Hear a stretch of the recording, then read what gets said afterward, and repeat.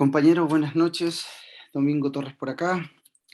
Bueno, junto con saludarlos, denme un segundo que voy a sacar esto.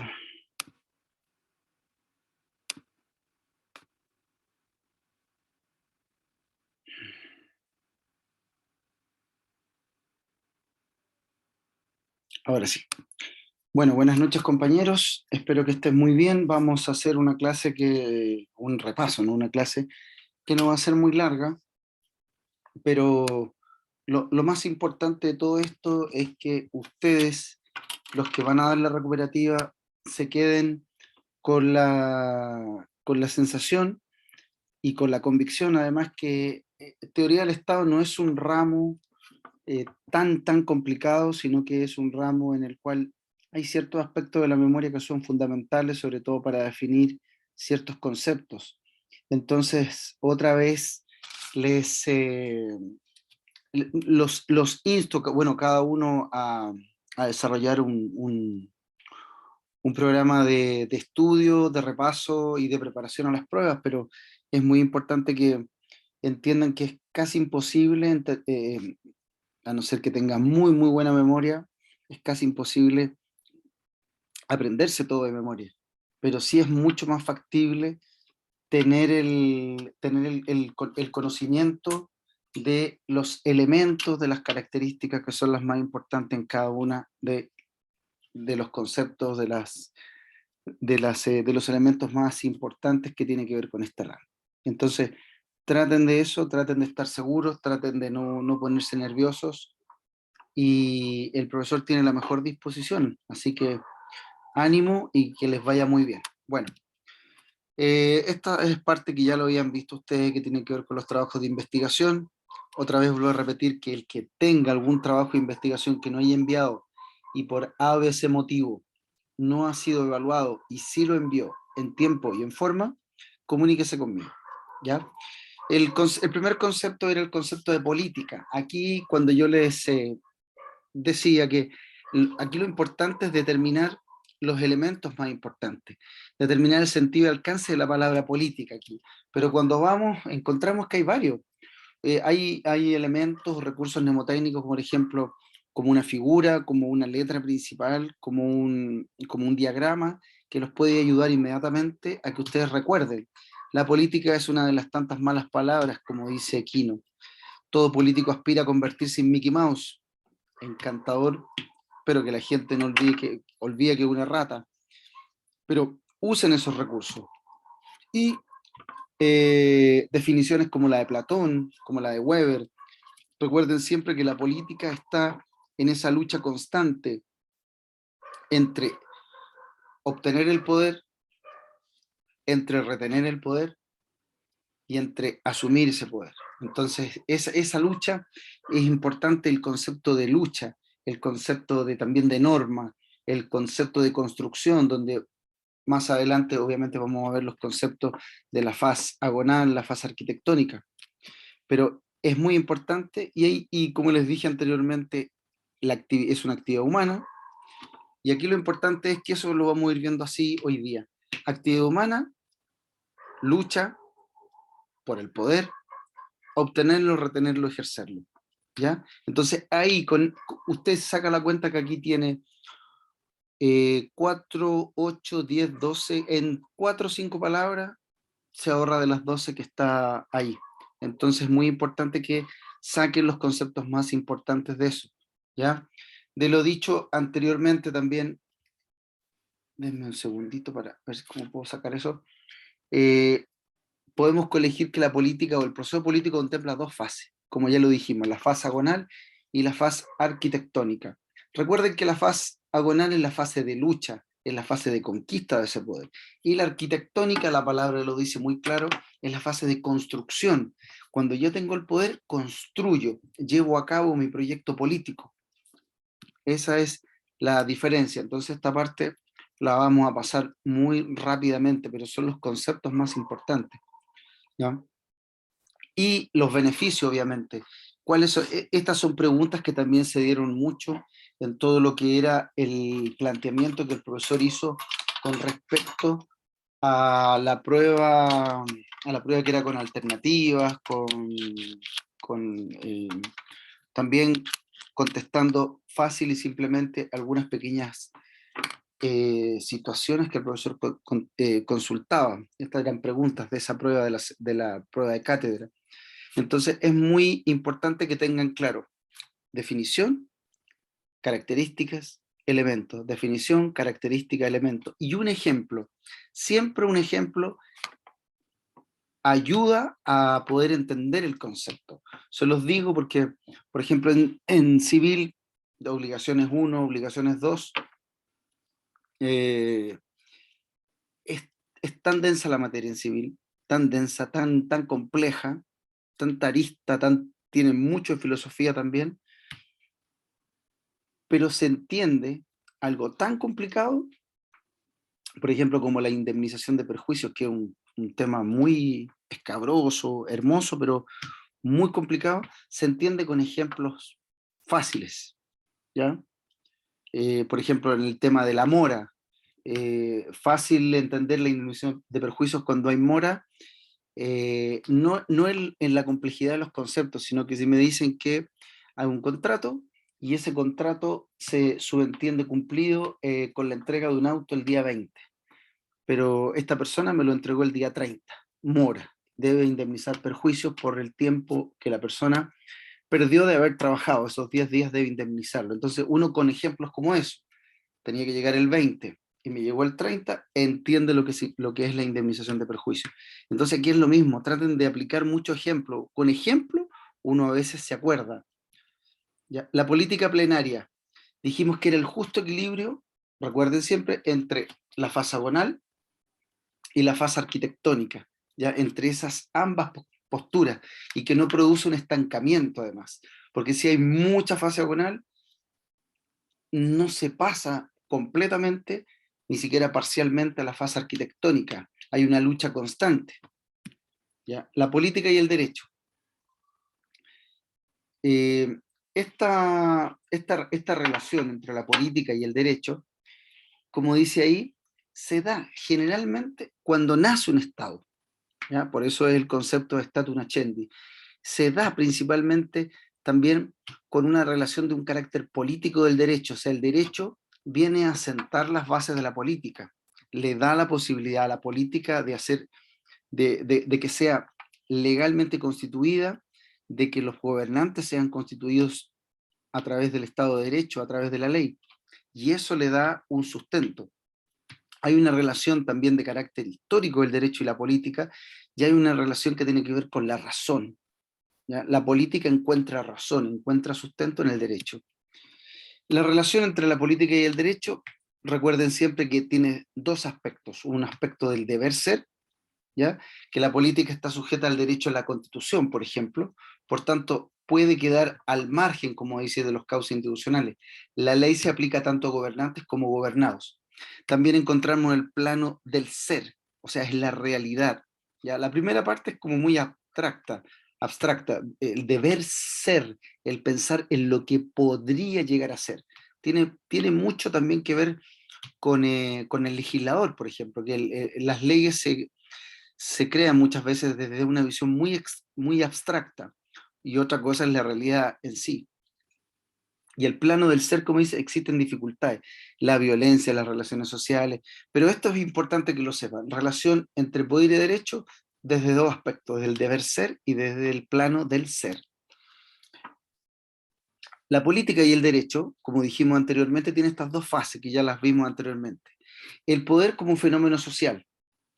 Aquí encontramos las definiciones, los conceptos de poder. Importante, apréndanse un concepto de poder. Aptitud, capacidad, energía que se tiene para mandar, para dar órdenes, para ejecutar algo. Ya con eso está. Absolutamente nada más. No necesitan nada más. ¿Ya?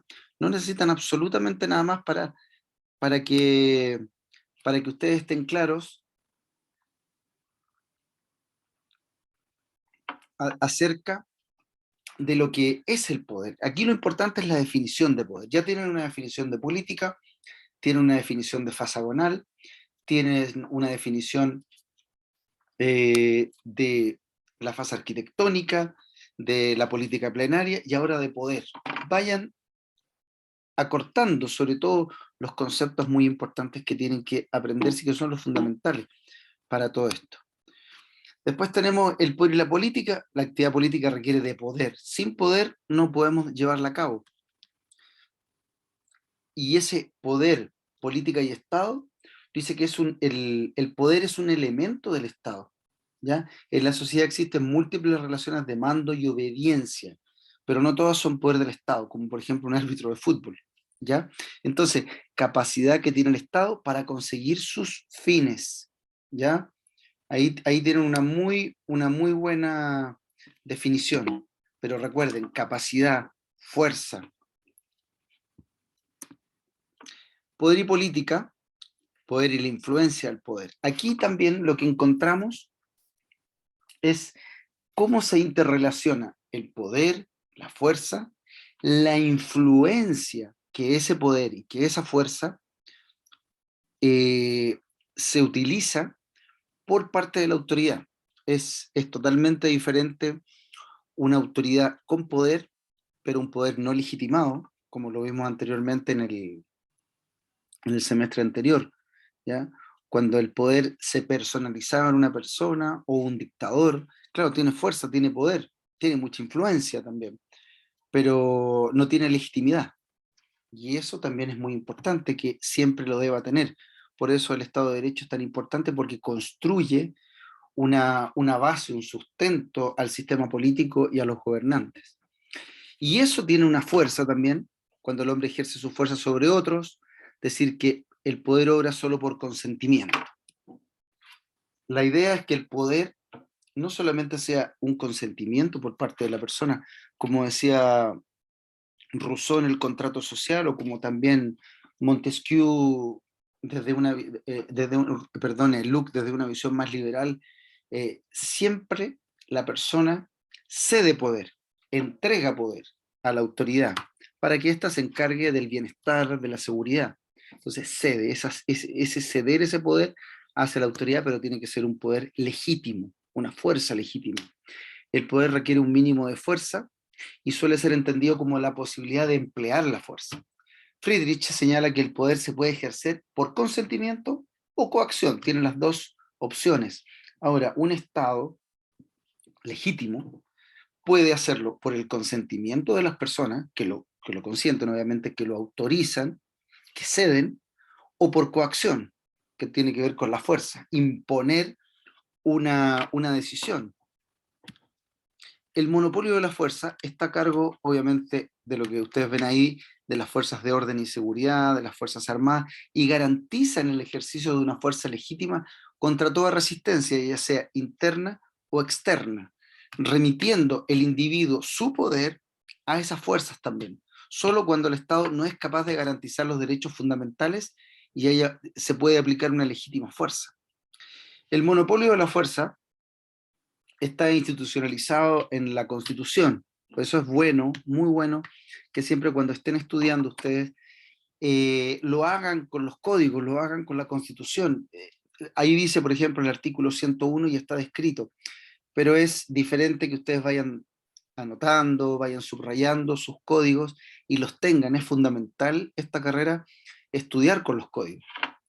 Es muy importante, porque uno puede pasar el 101 y sea el 101, pero es diferente leer el 101. Cuando uno lee el 101 o lee cualquier artículo de la ley, del Código Civil, del Código de Procedimiento Civil, de cualquiera, es más fácil entender, y además un poquito más la letra, la ley se hace más fácil de comprender leyendo y analizando varias veces, muchas veces, porque la terminología de los códigos, sobre todo si hablamos del civil, de 1857, es una terminología que muchas veces usa palabras que están bastante en desuso, pero así es.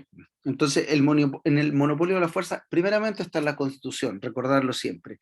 Y las Fuerzas Armadas, habla de dos, Fuerzas Armadas, Fuerzas de Orden y Seguridad. Las Fuerzas Armadas, como ya saben, Ejército, Armada, Marina, Fuerza Aérea. Fuerzas de Orden y Seguridad, Carabineros y la Policía de Investigación. Ellas tienen un monopolio de la fuerza. Ninguna persona o grupo organizado podrá poseer o tener armas, ¿ya? Esto también está regulado no solamente por la Constitución, sino que por la Ley de Armas, la cual regula el uso, tenencia y porte de las armas. Derecho a la violencia o la rebelión. Estos son conceptos que tienen muchísimo que ver con lo que ha pasado en la historia. El derecho a la violencia y la rebelión básicamente se da ante gobiernos dictatoriales, ante épocas de la monarquía, en los cuales las personas no tenían absolutamente ningún derecho, no tenían ninguna garantía, no había Estado de Derecho, solo había un Estado omnipotente que mandaba sobre los ciudadanos y aplicaba su criterio. No había ese justo equilibrio que habla Rousseau, que hablan los contemporáneos, de darle a las personas sus garantías en contra de las decisiones muchas veces arbitrarias del Estado.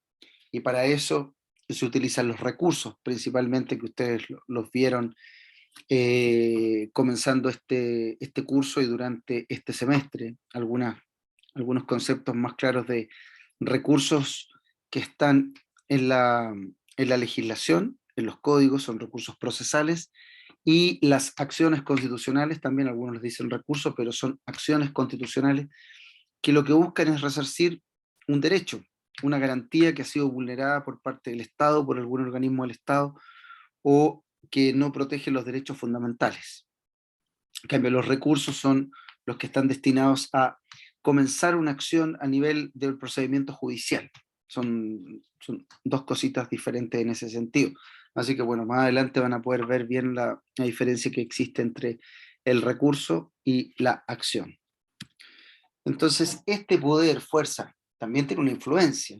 Y esa influencia hoy en día se ve reflejada en una influencia muchas veces indirecta, pero también directa de persuasión que tienen las personas y tienen a medida que desarrollan todo lo que es el conocimiento en redes sociales hoy en día.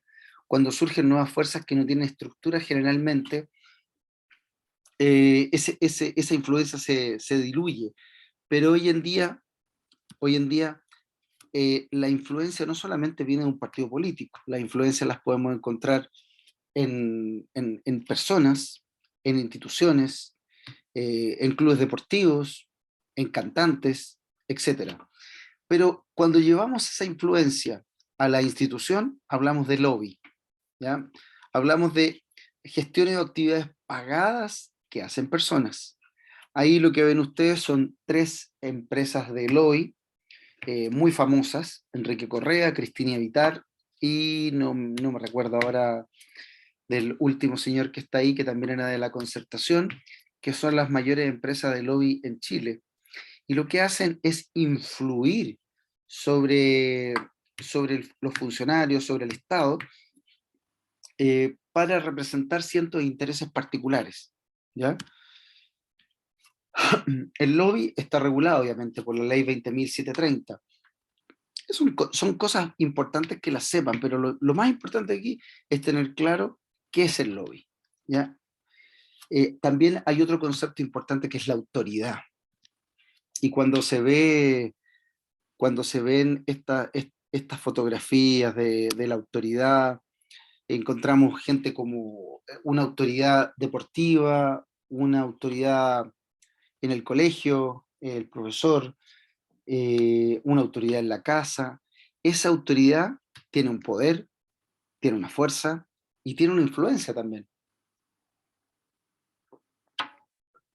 Por lo tanto, por lo tanto, esa autoridad también tiene un poder de racionamiento, tiene una razón de ser y también tiene en muchos aspectos una legitimidad. Esa autoridad aumenta, ¿ya? Aumenta los actos del poder, la autoridad que se ejerce se aumenta, agregando a esto razones. Es un poder con argumentos, ¿ya? Como dice Dors, señala que autoridad es el saber socialmente reconocido y potestad es el poder socialmente también reconocido. Aquí es importante que eh, definan también brevemente qué es autoridad, ¿ya?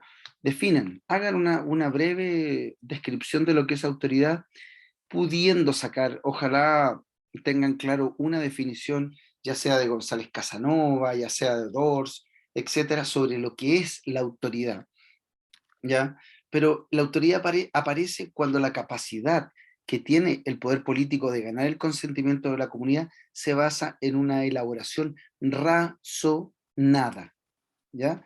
Razonada. Aquí también entra el concepto de Estado de Derecho.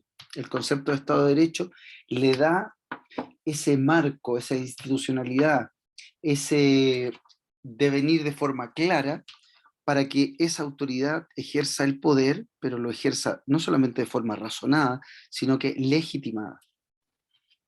Los actos de la autoridad, como dice el artículo 8 de la Constitución, son públicos, los actos y las resoluciones de los órganos del Estado, así como su fundamentación y los procedimientos que utilicen.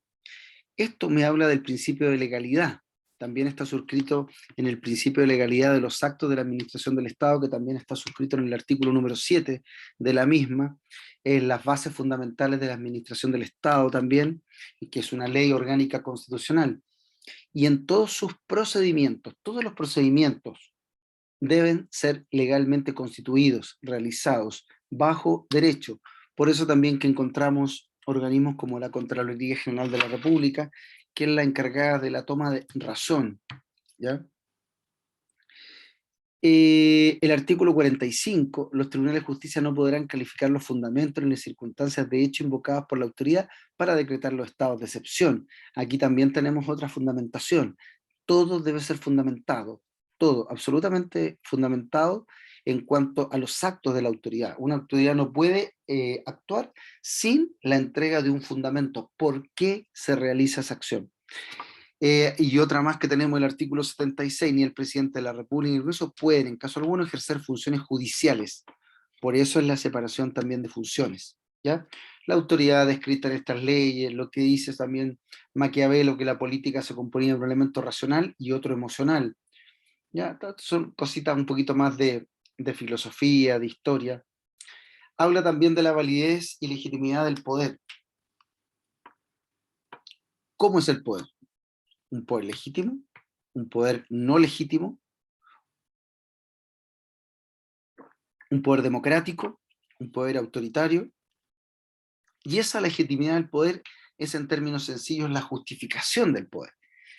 Al ser legítimo, se justifica su poder. Una explicación que pretende fundamentar, dice aquí, el derecho del gobernante a mandar y el deber de los gobernados a obedecer. Weber, por su parte, decía que la legitimidad corresponde a una creencia de los dominados en hacerse sumisos a la autoridad. Bueno, obviamente es una caracterización, esto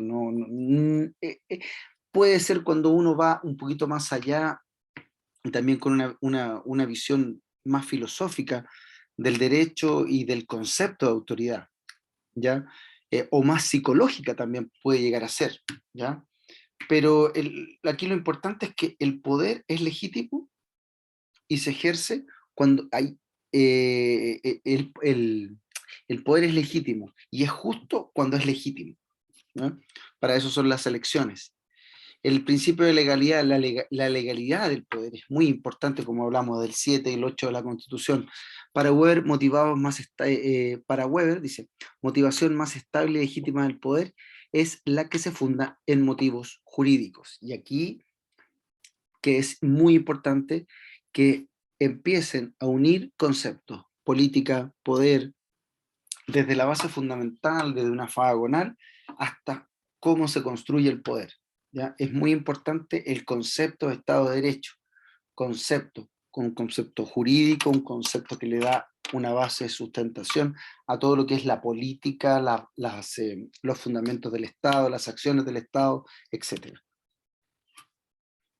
Legalidad y valor, fuerza en nombre de la ley, un concepto muy importante. Habermas dice, sostiene que la legitimidad está impregnado de una teoría procedimental de la justicia, con elementos que mezclan derecho y moral. Ahora que tengan ustedes siempre muy claro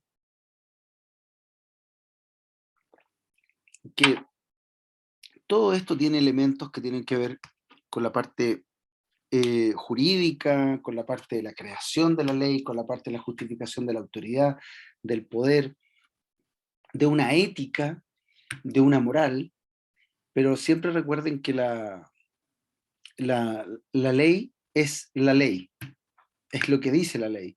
La ley no tiene ni ética ni tiene una moral, sí tiene una filosofía que está atrás, pero está muy circunscrita a la tipicidad de un acto en particular, cuando por ejemplo hablamos del Código Penal. Es lo que dice, y no se debe hacer lo que el Código Penal dice.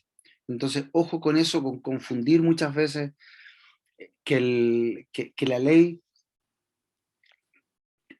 tiene en su construcción aspectos éticos, aspectos morales, tiene la construcción, pero cuando ya se lleva y ya y ya es ley y ya está para la utilización de los ciudadanos, la ley es la ley. Entonces ahí las justificaciones después no entran. Ojo con ese concepto que también es muy importante. La legitimidad para Fritz es rechazar e identificar legalidad con legitimidad. La legalidad es ideología que justifica el mando del Estado.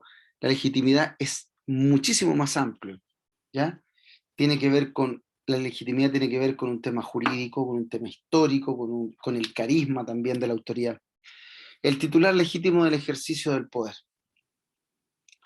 Ante todo debemos distinguir legitimidad de origen y de ejercicio. La legitimidad del origen es la creencia de la comunidad sobre el acceso al poder es justo, ¿ya? Antiguamente se pensaba que los reyes llegaban porque era una acción divina, eran hijos de Dios. Dubinger entonces sostiene que no existe una sola legitimidad de origen, sino varias. La legitimidad del ejercicio, pasando por conceptos históricos o por situaciones históricas como la monarquía, como el absolutismo, etcétera, o como otros países también que todavía tienen regímenes totalitarios, regímenes muy parecidos a las monarquías, y el titular legítimo del poder, del ejercicio del poder, tiene una gran relevancia en la efectividad de resultados y logros. O sea, si el titular es legítimo, es más fácil que consiga los objetivos que se ha propuesto, ¿ya? Y ese titular legítimo del poder es la nación, resumido y expresado en el artículo 5 de la Constitución. La soberanía reside esencialmente en la nación. Su ejercicio se realiza por el pueblo a través del plebiscito, elecciones, donde el pueblo, ejerciendo su soberanía, su poder supremo, elige a sus autoridades, ¿ya? Esa soberanía, para Baudón, es el poder político supremo que corresponde a un Estado independiente, sin interferencias externas. Rousseau también, el soberano sabrá colectividad o pueblo, y está de origen al poder enajenando sus derechos a favor de la autoridad, y otras de ellas también. Entonces recordar que el titular de soberanía, según la Constitución, reside en la nación, en los ejercicios, eh, un chiquitito, algo apreté,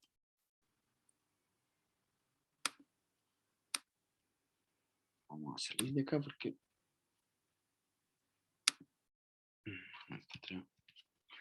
denme un segundo porque tengo que sacar esto y aquí estoy un poquito perdido. A ver si voy a salir un poquito de acá. Ahora sí. Ahí sí. El titular de la soberanía recibe, como lo expresa la Constitución, concepto. Esto es lo más fácil. Concepto. Nación, plebiscitos, el pueblo a través de los plebiscitos, y que elige autoridades, que además lo establece la Constitución. Fuerzas políticas. ¿Quién hace la política? El hombre, sea de manera individual o colectiva. ¿Ya? Definiciones de política. Principio vivificador de las instituciones, principio determinante, la política, el vigor. Estas definiciones de Cifras Heras o Lucas Verdú es toda formación social que intenta mantener, establecer o transformar el orden jurídico fundamental relativo a la organización. Concepto fundamental, formación social, que intenta establecer un orden, ¿ya?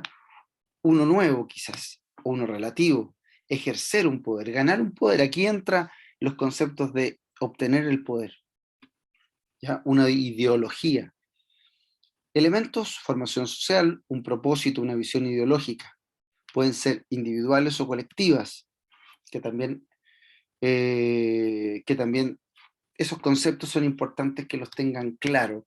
Por eso, yo siempre es súper importante que si ustedes se van atrás y tenemos definición, después de la definición tenemos elementos, después de los elementos tenemos clasificación,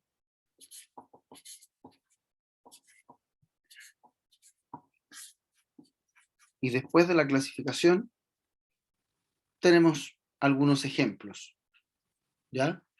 Y la definición después de cada una de ellas, fuerzas políticas, el objetivo, o cómo son, ¿ya? Esta es la política individual, las fuerzas políticas colectivas.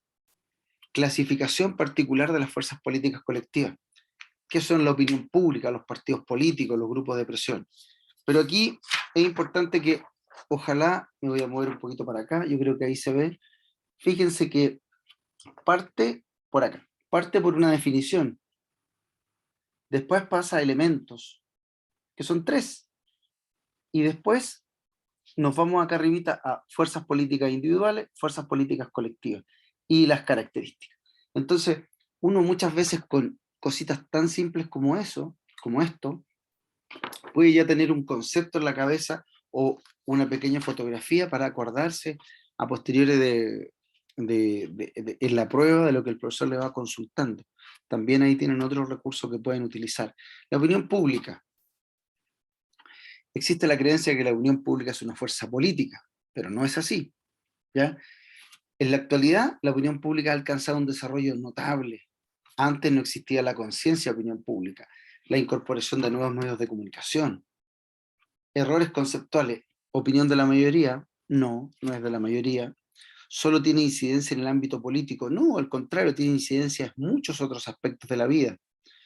Sujeto a la opinión pública es el público.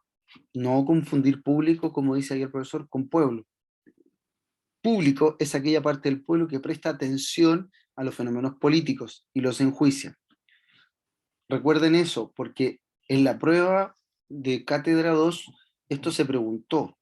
Y la verdad que ahí estaban muchos muy perdidos en cuanto a la diferencia que había entre público, opinión pública. Entonces, ojo con esto porque también esta es una pregunta súper importante que el profesor generalmente la consulta en cuanto a la visión y la diferencia que hay en estos aspectos. Objeto de la opinión pública está determinado por los asuntos que despierta el interés general. Ahí está la base. Interés general. No es especializada y opera en base al sentido común. No es verdad objetiva, sino que es relativa. No es necesariamente lo que las personas piensan, por eso se dice que no es la mayoría. Y no tiene carácter técnico. Proceso de formación, promotores, etcétera, medios, ámbitos, modos. La regulación, artículo 12 de la Constitución, que tiene que ver sobre la libertad de emitir opiniones, de informar, de no establecer monopolios estatales sobre los medios de comunicación. Toda persona puede crear algún medio de comunicación dentro de la ley y de lo que diga la legalidad, etc.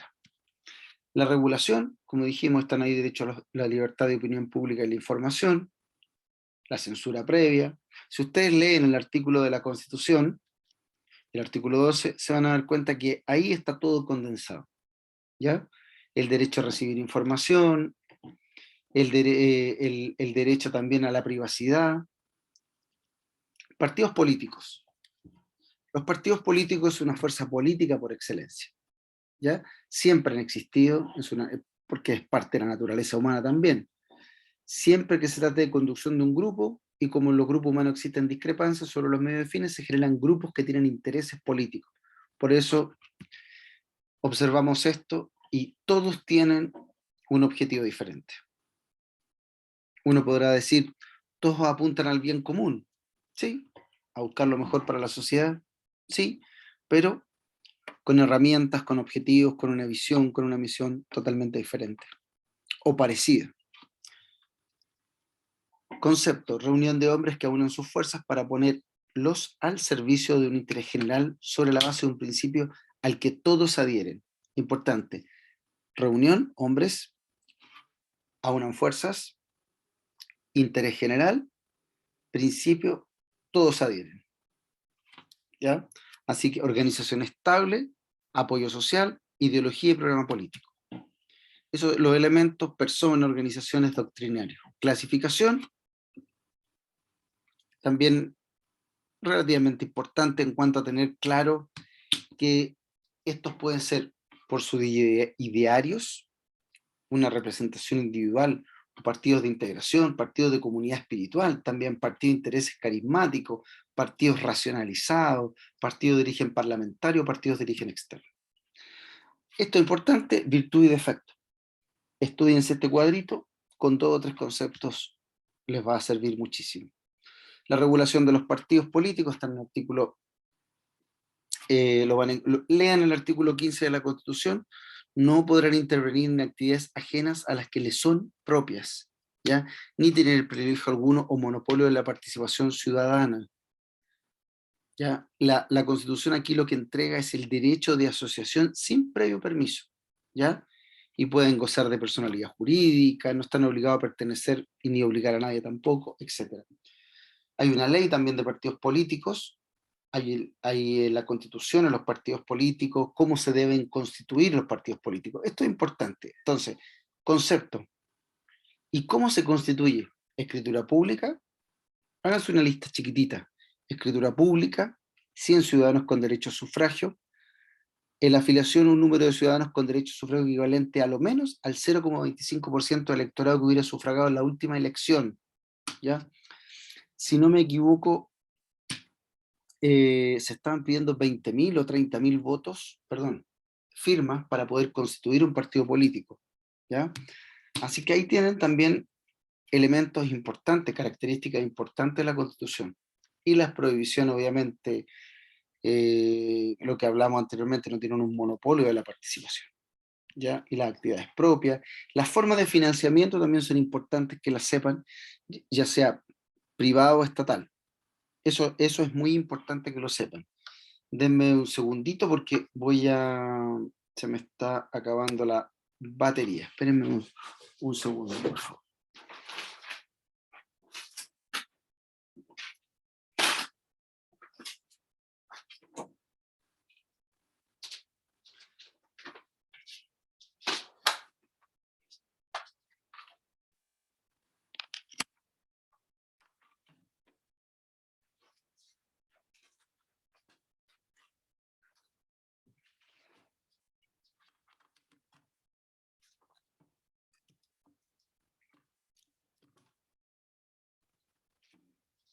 Ya, ahora sí, bueno. Bueno, y el financiamiento político también, como les dije anteriormente, es súper importante que lo tengan claro, que puede ser privado, perdón, o estatal. Esto el profesor sí lo pregunta. Conceptos, elementos, características y la forma de financiamiento y cómo se crea un partido político. Eso es importante también. Las obligaciones que tienen, llevar una nómina de integrantes, la contabilidad y los estatutos. Los grupos de presión, todo esto en el ámbito de la actuación no siempre es compartido por la mayoría nacional. Los grupos de presión no tienen por finalidad la conquista del poder. También hubo varios que en la prueba de cátedra se equivocaron en este punto y o no lo entendieron o lo definieron mal. ¿Ya? Hubo varios que también aquí se equivocaron, no tienen ellos la finalidad de la conquista del poder, solo influir en él, en el poder. El concepto, formación social permanente y organizada, con eso ya está, que pretende con mayor éxito obtener el poder, una decisión o una atención. Las causas de esos grupos de presión: libertad de expresión, asociación, petición, etc. Las características, también importantes: plurales, fuerza política ya que actúan sobre el poder, interés común, objetivos, satisfacer intereses, no buscan asumir el poder. Aquí está todo. Si ustedes ven esta diapo, está absolutamente todo definido ahí. Con esa diapo ustedes pueden armar una buena definición de poder y tienen todas las características y elementos del poder. Grupos de presión, formas de actuación, la persuasión, la intimidación, la corrupción, la autoridad. Diferencia entre los partidos políticos. Esto es importante también que lo vean. Partidos políticos, grupos. Los partidos políticos quieren llegar al poder. Los grupos solo influir, no quieren el poder. ¿Ya? Y el resto. Regulación de los grupos de presión también en la Constitución. En cuanto a la intimidación, la corrupción, la autoridad, aquí está también definido el terrorismo, las formas, la violencia, la persuasión, la tensión, la corrupción, la autoridad. Fuerzas Armadas y burocracia. La burocracia es la organización o estructura del trabajo público que se caracteriza por procedimientos centralizados y descentralizados. ¿Ya?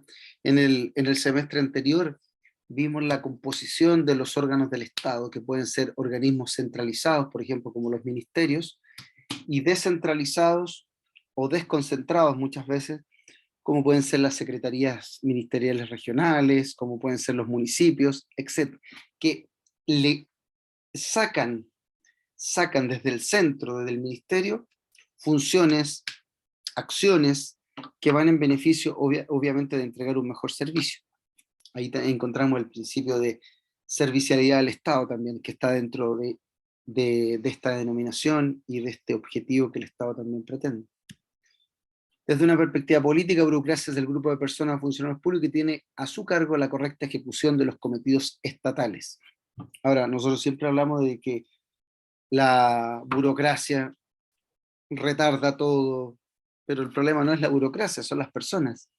Pero se usa muchas veces como sinónimo de un mal servicio, de un ineficiente servicio del Estado. La burocracia también muchas veces puede ser una fuerza política, organización interna, los sindicatos internos, por ejemplo, información, oficios, aparato estatal de grandes dimensiones. La regulación, como decíamos anteriormente, el artículo primero, el principio de servicialidad y bien común, artículo primero de la Constitución. El artículo 3, el Estado unitario, descentralizado, desconcentrado, también en la Constitución. El artículo 6 de la Constitución, el principio de juridicidad, legalidad de la administración. El 7, legalidad del procedimiento. El 8, la probidad, la publicidad y la transparencia. Cuando hablamos del principio de publicidad, estamos hablando de que todos los actos del Estado deben ser públicos. Por eso que se publican, ya sea en un diario electrónico o en una toma de razón, que la Contraloría también publica esa toma de razón, el diario oficial, La Nación, etc. Eso también tiene que ver con, como dice ahí, publicidad y transparencia. En cuanto a la burocracia y la regulación, ahí también ustedes tienen un resto en cuanto al artículo 19, 14, 16 y otros que tienen que ver con los derechos, y el 38 que tiene que ver sobre la determinación de la organización de la administración del Estado, ya que garantiza la carrera funcionaria, los principios de carácter técnico, profesional, en que deben fundarse, y la igualdad de oportunidades. Fuerzas Armadas, el ejercicio de la fuerza, elemento esencial del Estado, es el monopolio, tienen el monopolio de la fuerza, cuando el Estado con cuerpo armado cuya función es velar por la paz interior y exterior. Las Fuerzas Armadas tienen características, importante que lo sepan. Esto es súper importante y lo guarden. Una función auxiliar a los gobernantes, subordinado al poder civil, una institución jerarquizada, profesionales y técnicas. Esos conceptos son importantes. ¿Y cuáles son sus funciones? Instrumento del monopolio de la fuerza, el uso de la fuerza legítima, un órgano de colaboración al Estado y una reserva de virtudes morales, éticas, etc. Fuerza Armada, intervención en la política muchas veces, un alto grado de profesionalismo, escasa legitimidad del sistema político, economías inestables. Por esto principalmente entran a tallar muchas veces las fuerzas militares con una intervención política, un golpe de Estado, como se le quiere llamar. Y las formas de intervención también que hoy día en las democracias modernas muchas veces y democracias sudamericanas las podemos observar, pero que las pudimos ver también lo que pasó en Estados Unidos, con muchos grupos de presión también que intervinieron. Hay una influencia, una presión, también en las formas de desplazamiento muchas veces que intervienen en todo esto, y la regulación de las Fuerzas Armadas en la Constitución, cómo están compuestas, los regímenes políticos, formas de gobierno versus régimen político, ¿ya? Hay una clasificación tradicional, apunta primeramente la confección, la regulación de un régimen político de un Estado al bien común. Por eso que también está en el artículo primero de la Constitución. Y en casi todas las constituciones también aparece en el inicio este gobierno y diferentes teorías, diferentes definiciones y diferentes épocas también. Cicerón, Platón, Sócrates, hablan de ese bien común, todos, absolutamente todos, incluso mil años, 2000, 3000 años y siguen hablando de ese bien común. Pero es muy importante tener en consideración que todos proponen una forma diferente de gobierno. Por ejemplo, Santo Tomás creía un jefe elegido por sus virtudes, Dios, monarquía. Maquiavelo, que fue el padre del inicio del concepto de Estado, forma moderna de organización política que no se le olvide nunca, todos los estados han ejercido dominación sobre los hombres. Esos son repúblicas o principados.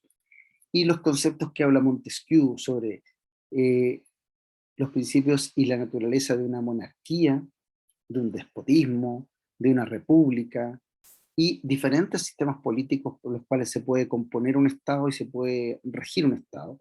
Rousseau habla de un Estado más equiparado, un gobierno con una función ejecutiva fuerte, con una democracia con justicia, con un poder judicial, y es, desde cierto punto de vista, quien da las bases fundamentales para también para lo que es la organización político, jurídico del Estado, etcétera. La clasificación moderna, hay diferentes clasificaciones en cuanto a la concentración del poder y el control sobre la comunidad, y que así se clasifican como autocracias, regímenes constitucionales, regímenes intermedios.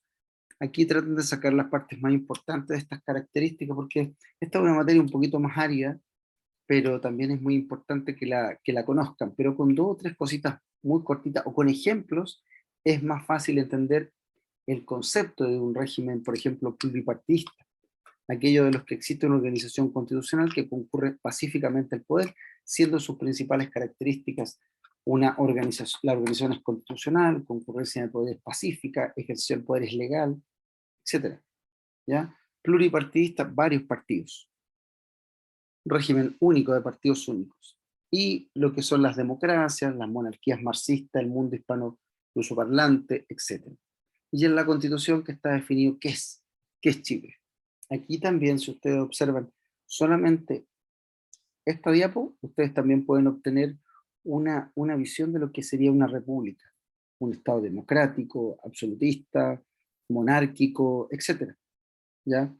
Parlamentario, semiparlamentario, semipresidencial, etc. La democracia. En el mundo contemporáneo existe una pluralidad de imágenes que deben entenderse por democracia. Muchas. ¿Qué es lo que es democracia? Libertad, tolerancia, participación, mayoría, fraternidad, igualdad, inclusión. Tantos conceptos que hoy en día se tratan de insertar en la palabra democracia. Y hay otros también que sería el contrario, la tiranía, por ejemplo, la demagogia, la anarquía. Importante que obtengan un concepto, que obtengan un concepto ustedes de lo que es democracia, que lo puedan extraer acerca de los conceptos que están acá, pero con un concepto, con una definición, ya está. El principio democrático hay una interrogante: ¿quién manda? ¿Cómo se debe mandar? ¿Y para qué se debe mandar? ¿Quién debe mandar? El pueblo, dicen. Eso se decía en Atenas, en el siglo XVIII. ¿Qué dice la Constitución del 80? ¿Ya? ¿Quiénes pueden ejercer ese derecho, por ejemplo, a mandar, a decidir, esa soberanía que hablábamos anteriormente, que esa soberanía residía en el pueblo y que la ejercía a través de las elecciones, a través del voto, y elegía a sus autoridades? Bueno, aquí hay una visión histórica entre la Constitución del 23 y la del 80. ¿Ya? Siempre para mandar se debe haber un apego a la ley, y el gobernante es responsable de sus actos ante el pueblo. Lo era en Atenas, lo era en el siglo XVIII. En la actualidad se produce neoconstitucionalismo. Son nuevas tendencias en cuanto a las constituciones, a las formas de hacer política, a las formas de hacer gobierno. Se da una menor importancia al principio de la separación de poderes, se amplía el catálogo de derechos fundamentales, que lo vimos anteriormente, y hay un apego a la ley y a la responsabilidad. Aquí ustedes también pueden observar que en el artículo 6, también en el 7 y en el 8, el principio de responsabilidad, el principio de juridicidad, el principio de legalidad están insertos en la Constitución. Por eso, todo lo que el Estado hace debe tener un fundamento, ¿ya? Y apegarse exclusivamente a lo que la ley dice. Y cuando se desvía, bueno, los ciudadanos tienen los recursos o las acciones para poder equilibrar eso. Hay un bien común, ya se decía en Atenas, en el siglo XVIII, en el siglo XX. Las personas nacen libres e iguales. Ese bien común lo que busca es satisfacer necesidades, ayudar a las personas a progresar. Eso es el bien común. Y por eso que también está inserto en el artículo primero. Todos somos democracia. Hay una democracia que puede ser directa, aquella en que el pueblo titular del poder lo ejerce por sí mismo, en la plenitud de las funciones de legislar, ejecutar y juzgar. Acuérdense, cantones de Suiza, artículo 28 de la Constitución alemana, ¿ya? Pero con esos ejemplos y con esa pequeña definición, y recuerden el primer semestre, cuando terminábamos la materia, hablando de las formas de gobierno. Hay una democracia representativa también. Es aquel en que el titular del poder político no lo ejerce por sí mismo, sino por medio de representantes, quienes a su turno formulan las normas jurídicas. Cuando hablamos de representativa, hablamos del Congreso, la Cámara de Diputados, el Parlamento. Esa democracia representativa, como dijimos, se relaciona siempre con el poder ejecutivo. La forma de gobierno de Chile, que es una democracia, una república, pero en donde el presidente de la república ejerce un alto poder. Él tiene la capacidad legislativa, él puede acelerar o disminuir la velocidad de la creación de una ley. La constitución política es por regla general democracia representativa, sin embargo ese principio se encuentra atenuado, ya que contempla la eventualidad de consultas plebiscitarias también. Democracia semidirecta y representativa, las instituciones están organizadas de modo que el electorado no solo circunscribe su actividad al nombramiento de los integrantes de otros órganos, por ejemplo el Congreso, sino también desarrolla él mismo una actividad legislativa y gubernamental, ¿ya? Iniciativa, veto popular, plebiscito, referendos revocatorios, etc.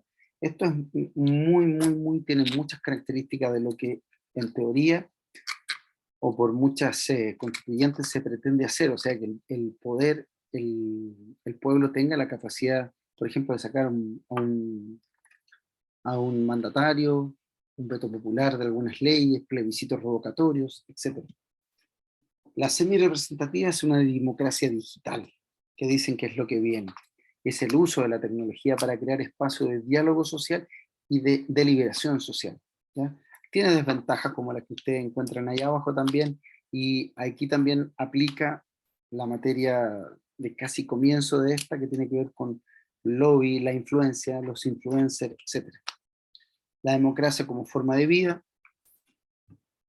desde los anales de la historia, ha ido evolucionando, ha ido cambiando, la participación ciudadana se ha ido ampliando, se ha hecho más directa, y, y hay un pluralismo y una tolerancia que se va generando con el transcurso del tiempo en cuanto a que hay principios básicos de democracia, que hay principios básicos que son la libertad, que es el respeto por los derechos fundamentales y por los derechos de primera, segunda, tercera, cuarta y algunos dicen quinta generación, y que están descritos en el artículo 19 de la Constitución.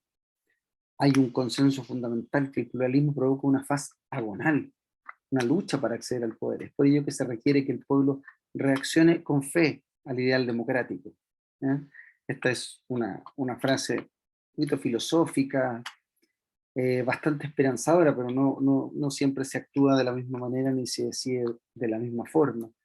Hay un diálogo y compromiso cuando uno actúa en democracia. Tiene una importancia fundamental en el sistema democrático y constituye un valioso instrumento para superar diferencias. El diálogo, el compromiso también, que es un elemento importante en los casos de conflicto.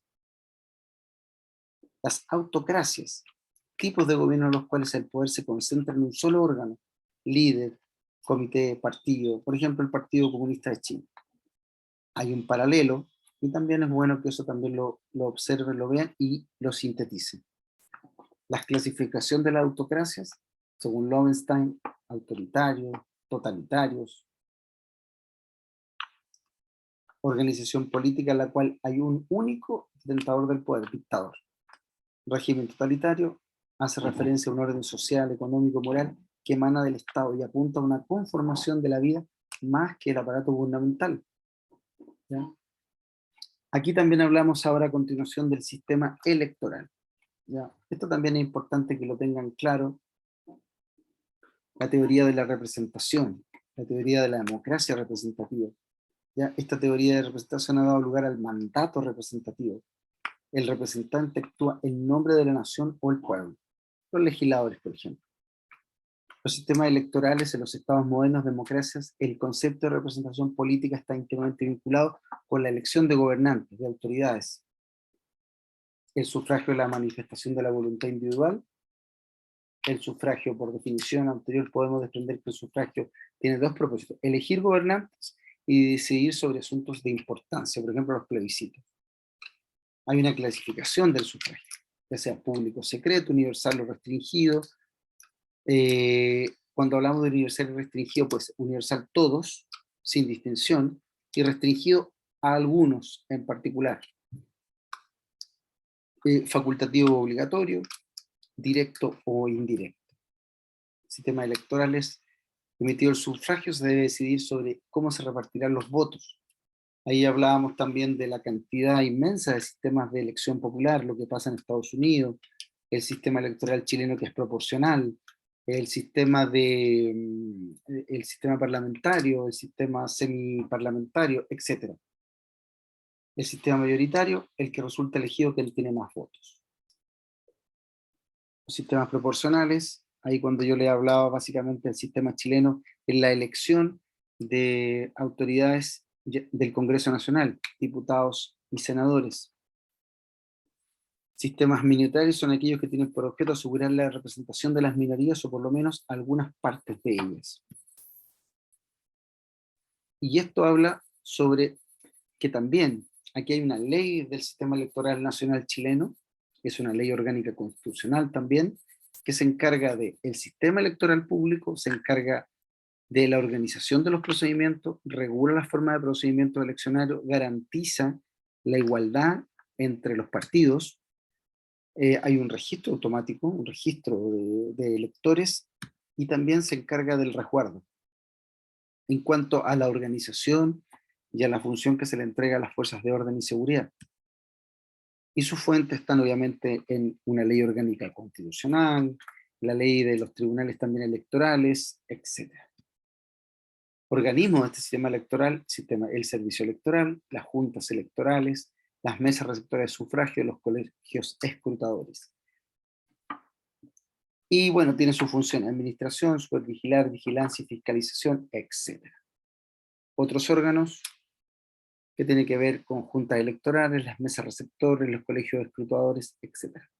Y las circunscripciones con las cuales está dividido el país.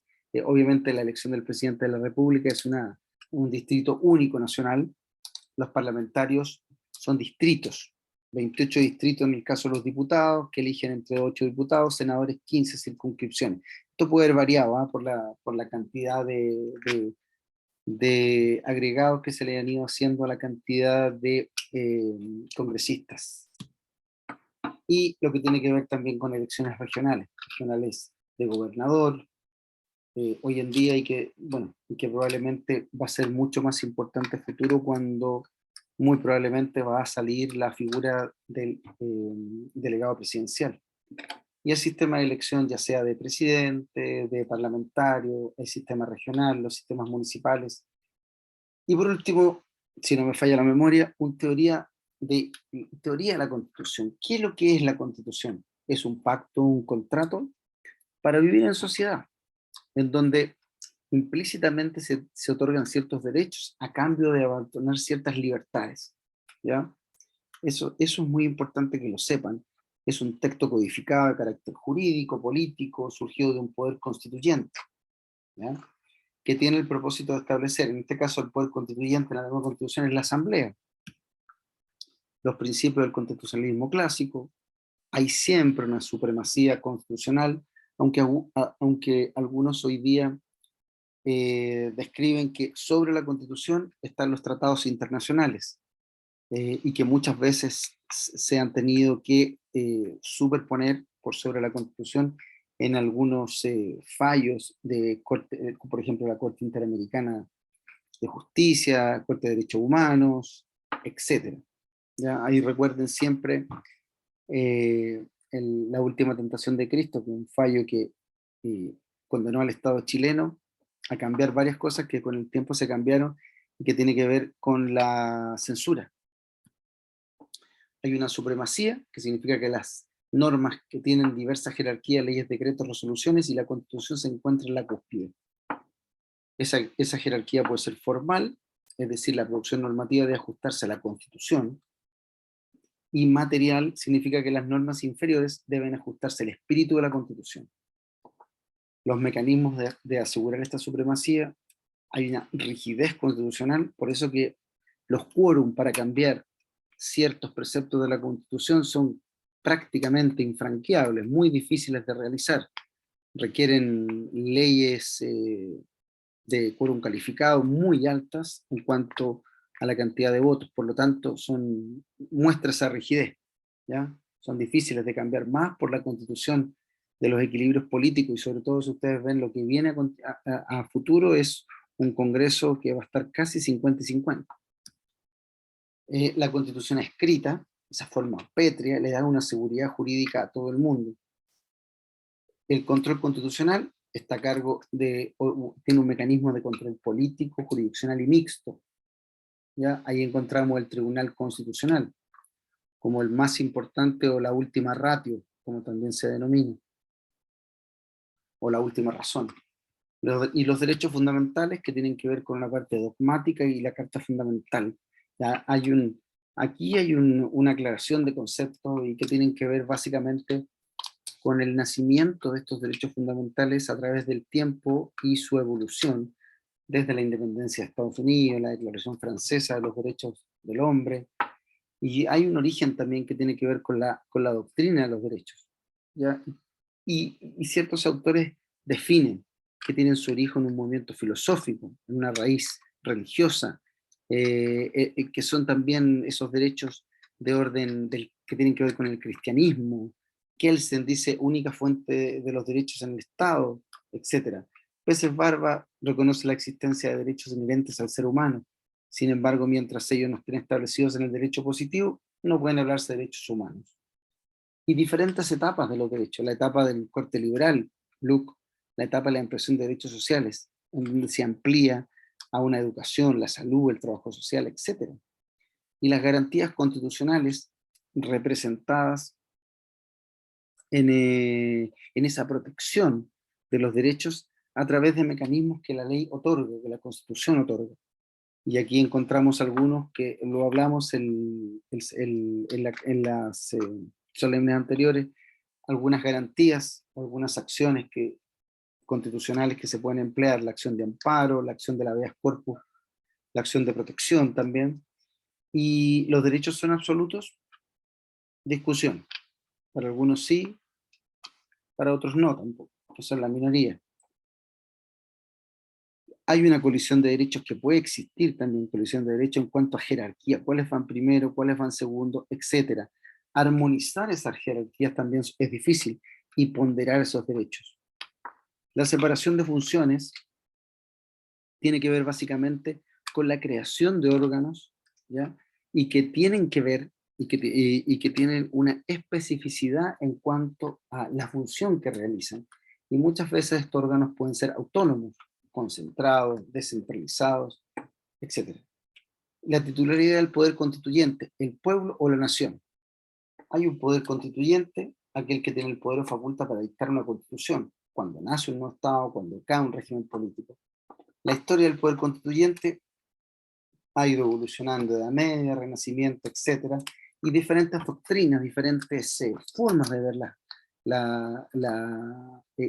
ese poder constituyente, de ver esa relación jerárquica de las constituciones o de la ley superior, que entrega Rousseau, que entrega Sieyes, etcétera. Y este ejercicio del poder constituyente lo podemos encontrar en una asamblea constituyente, lo podemos encontrar también en un plebiscito, con órganos que son originarios y que, en donde el poder está centralizado en la nación, y ese poder constituyente derivado que se entrega a nuestros representantes.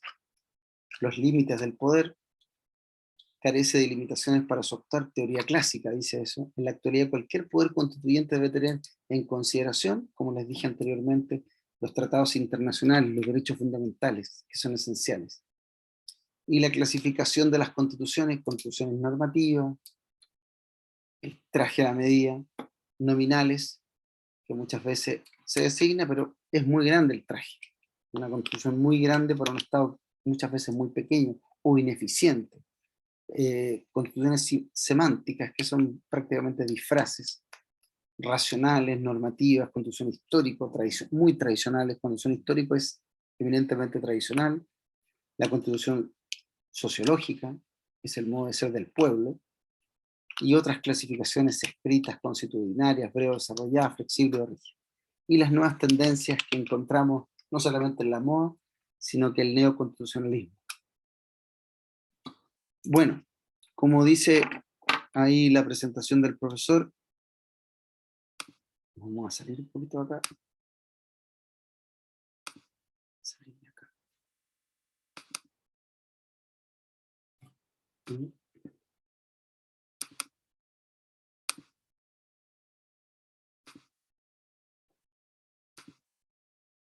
Ah, salir pantalla. Ahí sí.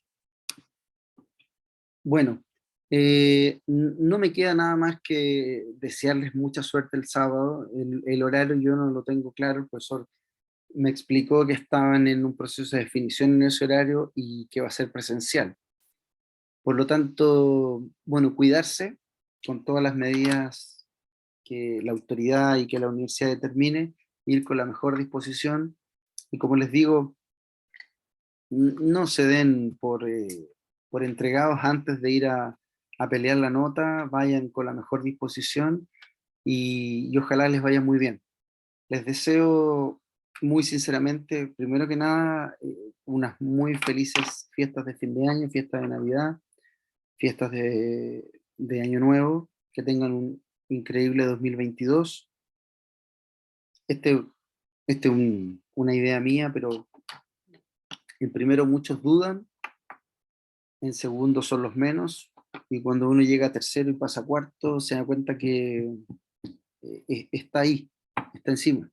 Hay que seguir luchando, seguir aguantando lo que muchas veces uno tiene que aguantar, seguir viviendo esta pandemia que no nos va a dejar todavía, y ser positivo, e inclusive ante la partida de mucha gente que se ha ido, producto de lo que ha pasado estos prácticamente 2 años. Así que los insto a no desfallecer, a seguir adelante. El camino cada día es más cerca.